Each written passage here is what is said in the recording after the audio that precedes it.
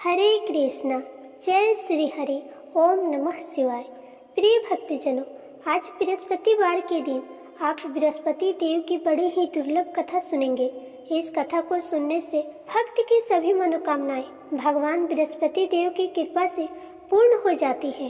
तो आइए बड़े ही श्रद्धा और प्रसन्नचित्त मन से इस कथा को सुनते हैं। भारतवर्ष में एक प्रतापी और दानी राजा राज्य करता था।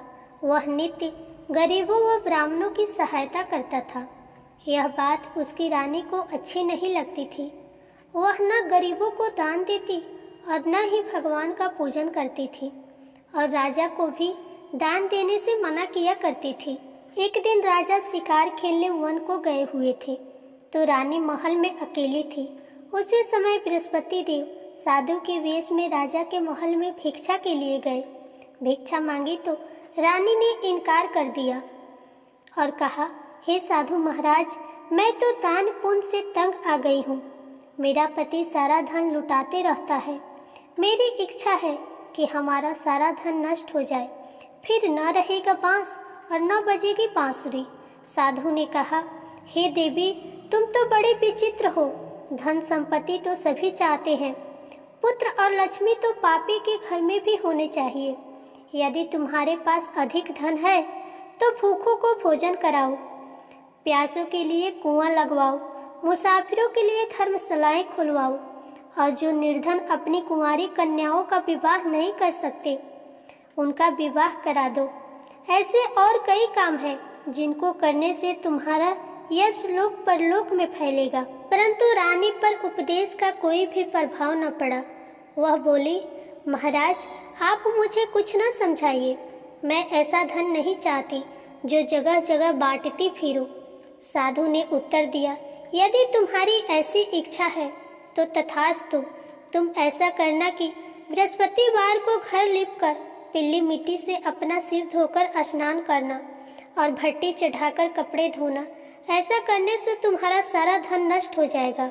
इतना कहकर वह साधु महाराज वहां से चल दिए।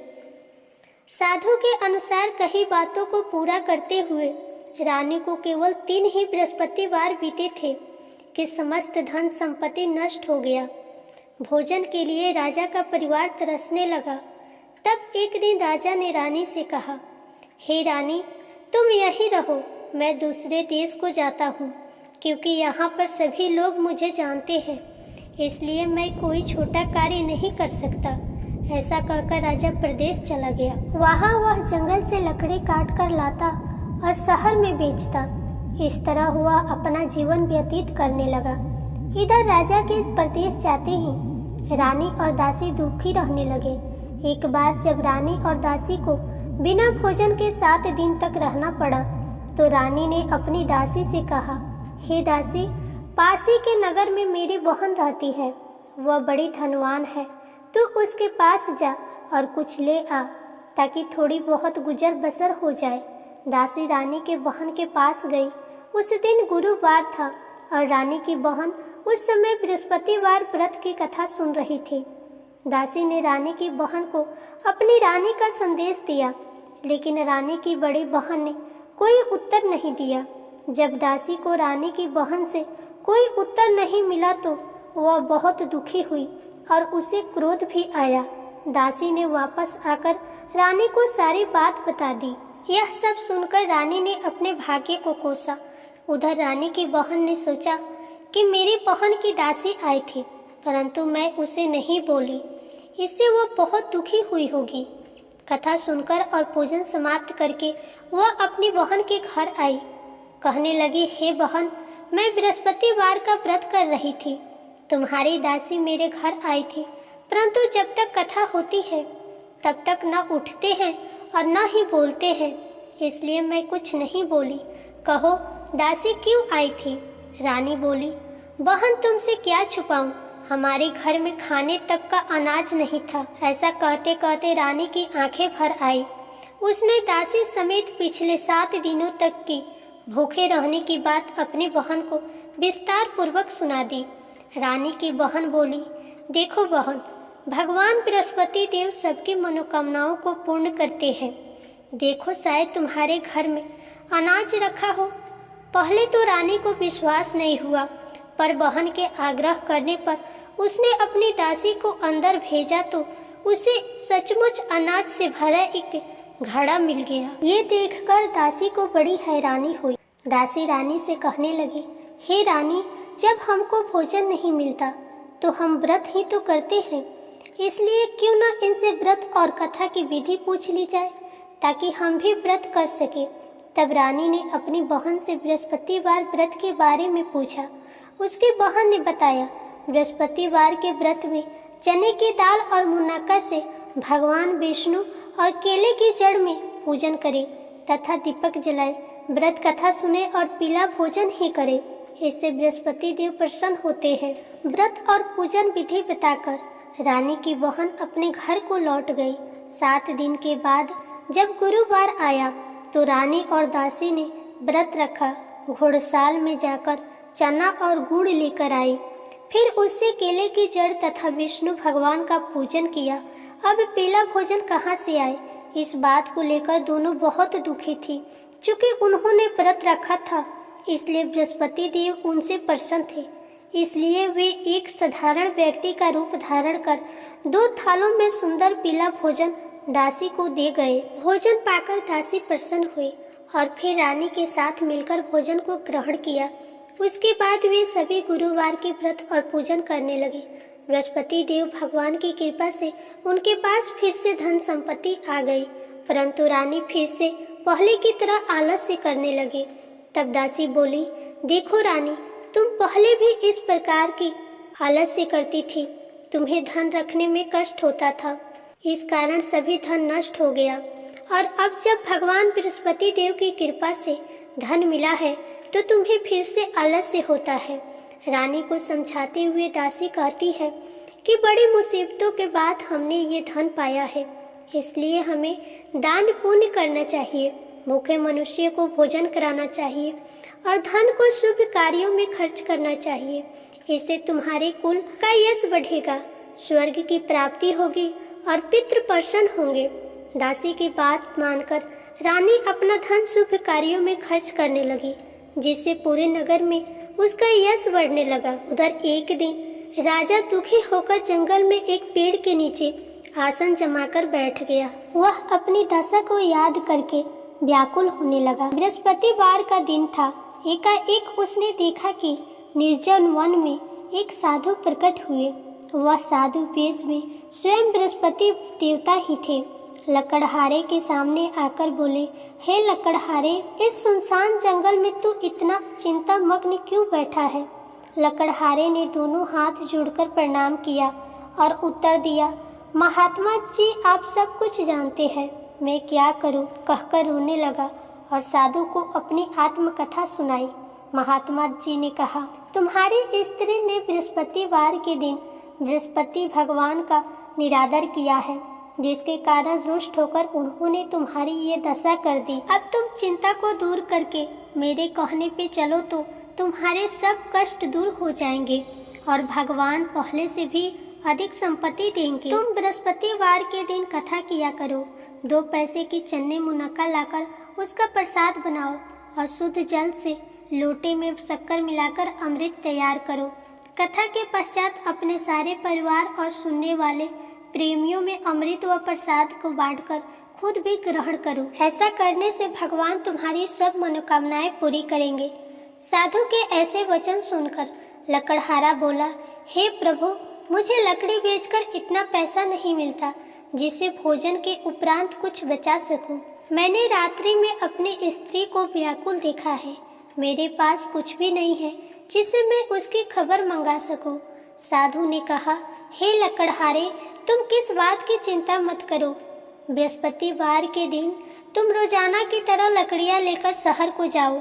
तुमको रोज से दुगुना धन प्राप्त होगा, जिससे तुम भली भांति भोजन कर लोगे और बृहस्पति देव की पूजा का सामान भी आ जाएगा। इतना कहकर साधु अंतर ध्यान हो गए। धीरे धीरे समय व्यतीत होने पर फिर वही बृहस्पतिवार का दिन आया। लकड़हारा जंगल से लकड़ी काटकर किसी शहर में बेचने गया।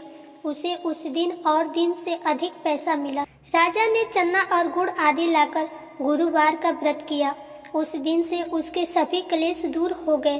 परंतु जब दोबारा गुरुवार का दिन आया तो बृहस्पतिवार का व्रत करना भूल गया, जिसके कारण बृहस्पति भगवान नाराज हो गए। उस दिन उस नगर के राजा ने विशाल यज्ञ का आयोजन किया था तथा शहर में यह घोषणा करा दी कि कोई भी मनुष्य अपने घर में भोजन न बनवाए और न आग जलाए। समस्त जनता मेरे यहाँ भोजन करने आए। इस आज्ञा को जो न मानेगा उसे फांसी की सजा दी जाएगी। इस प्रकार की घोषणा संपूर्ण नगर में करवा दी गई। राजा की आज्ञा के अनुसार शहर के सभी लोग भोजन करने गए, लेकिन लकड़हारा कुछ देर से पहुंचा, इसलिए राजा उसको अपने साथ घर लेकर गए और घर ले जाकर भोजन करा रहे थे तो रानी की दृष्टि उस खूंटी पर पड़ी जिस पर उनका हार लटका हुआ था। वह वहां पर दिखाई नहीं दिया। रानी ने निश्चय किया कि मेरा हार इस मनुष्य ने चुरा लिया है। उसी समय सिपाहियों को बुलाकर उसको कारागार में डलवा दिया गया। जब लकड़हारा कारागार में पड़ गया और बहुत दुखी होकर विचार करने लगा कि न जाने कौन से पूर्व जन्म के कर्म से मुझे यह दुख प्राप्त हुआ है, और उसी साधु को याद करने लगा जो कि जंगल में मिला था। उसी समय तत्काल बृहस्पति देव साधु के रूप में प्रकट हुए और उसकी दशा को देखकर कहने लगे, अरे मूर्ख, तूने बृहस्पति देव की कथा नहीं करी, इस कारण तुझे दुख प्राप्त हुआ है। अब चिंता मत कर, बृहस्पतिवार के दिन कारागार के दरवाजे पर 4 पैसे पड़े मिलेंगे, उनसे तू बृहस्पति देव की पूजा करना, तेरे सभी कष्ट दूर हो जाएंगे। बृहस्पतिवार के दिन उसे 4 पैसे मिले। लकड़हारे ने कथा कही।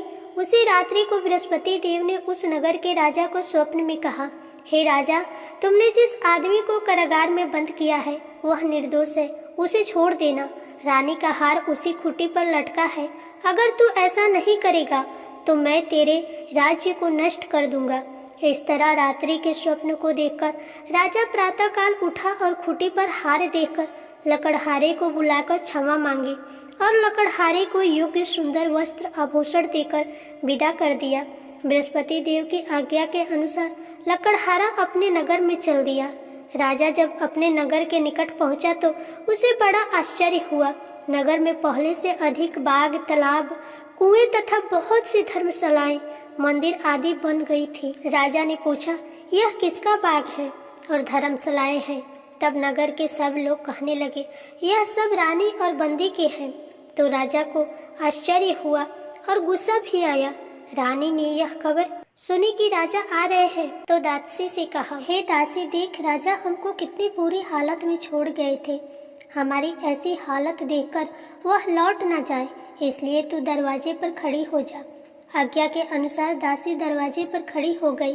राजा आए तो उन्हें अपने साथ लेकर आई। तब राजा ने क्रोध करते हुए रानी से पूछा कि यह धन तुम्हें कैसे प्राप्त हुआ?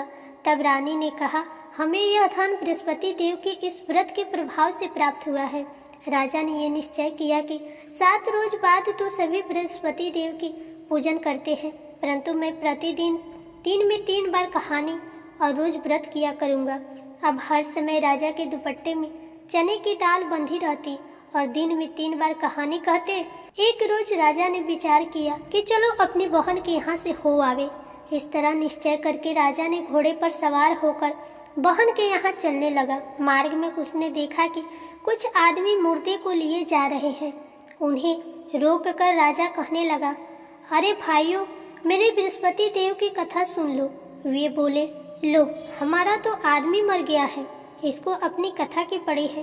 परंतु कुछ आदमी बोले, अच्छा कहो, हम तुम्हारी कथा भी सुनेंगे। राजा ने ताल निकाली और जब कथा आधी हुई थी तो मुर्दा हिलने लगा। जब कथा समाप्त हुई तो आदमी राम राम करके उठ खड़ा हुआ। वहां से कथा समाप्त करके राजा फिर आगे बढ़ा। आगे मार्ग में उसे किसान खेत में हल चलाता मिला तो राजा ने उसे देखकर बोला, अरे भैया, तुम मेरे बृहस्पतिवार की कथा सुन लो। किसान बोला, जब तक मैं तेरी कथा सुनूंगा तब तक 4 हरैया जोत लूंगा। जा अपनी कथा किसी और को सुनाना। तब राजा आगे चलने लगा। राजा के हटते ही बैल पछाड़ खा के गिर गए और किसान के पेट में बड़े जोरों का दर्द होने लगा। उसी समय उसकी माँ रोटी लेकर आई और उसने जब यह देखा तो बेटे से सब हाल पूछा और बेटे ने सभी हाल कह दिया। तो बुढ़िया दौड़ी दौड़ी राजा के पास गई और बोली कि मैं तेरी कथा सुनूंगी, तू अपनी कथा मेरे खेत पर चलकर कहना। राजा ने बुढ़िया के खेत पर जाकर कथा कही, जिससे कि वह बैल उठकर खड़े हुए और किसान के पेट का दर्द भी खत्म हो गया। राजा अपनी बहन के घर पहुंचा। बहन ने भाई की खूब मेहमानी की। दूसरे रोज प्रातः काल राजा जगा तो वह देखने लगा कि सब लोग भोजन कर रहे हैं। राजा ने अपनी बहन से कहा, ऐसा कोई मनुष्य है जिसने भोजन नहीं किया हो? मेरे बृहस्पतिवार की कथा सुन ले। बहन ने कहा, हे भैया, यह देश ऐसा है जहाँ के पहले लोग भोजन करते हैं, बाद में कोई अन्य काम करते हैं। अगर कोई पड़ोस में है तो देख आऊं। वह ऐसा कहकर देखने चली गई, परंतु उसे कोई ऐसा व्यक्ति नहीं मिला जिसने भोजन न किया हो। अंततः वह एक कुम्हार के घर गई जिसका लड़का बीमार था। उसे मालूम हुआ कि उसके यहाँ 3 रोज से किसी ने भोजन नहीं किया है। रानी ने अपने भाई की कथा सुनने के लिए कुम्हार से कहा तो कुम्हार तैयार हो गया। राजा ने जाकर बृहस्पतिवार की कथा कही, जिसको सुनकर उसका लड़का ठीक हो गया। अब तो राजा की प्रशंसा होने लगी। एक रोज राजा ने अपनी बहन से कहा, हे बहन, हम अपने घर को जाएंगे, तुम भी तैयार हो जाओ। राजा की बहन ने अपनी सास से कहा तो सास ने कहा, हाँ चले जाओ, परंतु अपने लड़कों को मत ले जाना, क्योंकि तेरे भाई की कोई औलाद नहीं है। बहन ने अपने भाई से कहा, हे भैया, मैं तो चलूंगी, पर कोई बालक नहीं चलेगा। तो राजा बोला, जब कोई बालक नहीं चलेगा तो तुम्हें अकेले जाकर क्या करोगी? राजा बड़ी दुखी मन से अपने नगर को लौट आया। राजा ने अपनी रानी से कहा, हम निर्वंशी हैं, हमारा मुंह देखने का धर्म नहीं है और कुछ भोजन आदि नहीं किया। रानी बोली, हे प्रभु, बृहस्पति देव ने हमें सब कुछ दिया है, वह हमें औलाद भी देंगे। उसी रात को बृहस्पति देव ने राजा से स्वप्न में कहा, हे राजा, उठो, सभी सोच त्याग दो, तेरी रानी गर्भ से है। राजा को यह बात सुनकर बड़ी खुशी हुई। 9वें महीने में उसके गर्भ से एक सुंदर पुत्र का जन्म हुआ। तब राजा बोला, हे रानी, स्त्री बिना भोजन के रह सकती है, परंतु बिना कहे नहीं रह सकती। जब मेरी बहन आएगी तो तुम उससे कुछ मत कहना। रानी ने बात सुनकर हाँ कर दिया। जब राजा की बहन ने यह शुभ समाचार सुना तो वह खुश हुई और बधाई लेकर अपने भाई के यहाँ आई। तो रानी ने कहा, घोड़ा चढ़कर तो नहीं आई, गधा चढ़कर आई है। राजा की बहन बोली, भाभी, मैं इस प्रकार न कहती तो तुम्हें औलाद कैसे मिलती? बृहस्पति देव ऐसे ही हैं, जैसे जिसकी मनोकामनाएं हैं सभी को पूर्ण करते हैं।